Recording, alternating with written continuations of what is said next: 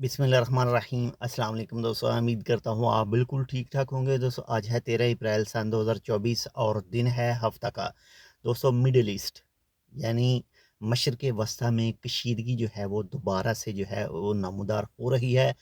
Iran की तरफ से कहा गया है, इसराइल को जो है वो धमकी दी गई है कि वो उसके किसी एक जगह पर या फिर इसके अलावा किसी दूसरी जगह पर भी हमला कर सकता है। इसी चीज़ को मद्देनज़र रखते हुए जो मुख्तलिफ़ ममालिक हैं जिसमें इंडिया भी शामिल है, रशिया भी शामिल है, तो उन लोगों की तरफ से अपने सिटीज़न को, अपने शहरियों को कहा गया है कि वो मिडल ईस्ट का सफ़र जो है वो बिल्कुल भी ना करें। और इंडिया की तरफ से कहा गया है कि वो ईरान और इसराइल का सफ़र जो है वो बिल्कुल भी ना करें। बाकी मिडल ईस्ट की कशीदगी जो है वो वार्न किया गया है मुख्तलिफ सोशल मीडिया के हवाले से। अगर बात करें इसमें इसराइल और ईरान की, तो इसमें अगर खुदा न खास्ता किसी भी जगह पर जो है वो हमलावर होता है कोई भी, या ईरान हमला करता है या इसराइल हमला करता है, तो उसमें अमेरिका भी टपक पड़ेगा, अमेरिका भी शामिल होगा और कोई ना कोई जो दूसरा मिडल ईस्ट का मुल्क है वो भी चला जाएगा, बिल्कुल ऐसे ही जैसे पहले लीबिया, शाम और जो फ़लस्तीन है वो भी जा चुका है।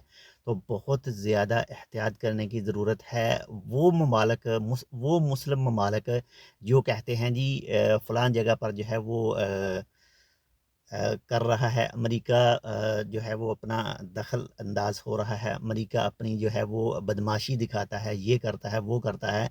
लेकिन अगर उनके ममालिक में देखें तो अमेरिका को उन लोगों की तरफ से अड्डे दिए जा रहे हैं, अड्डे दिए गए भी हैं और दिए भी जा रहे हैं। और पैसा भी वो अमेरिका के आईएमएफ से ही ले रहे हैं।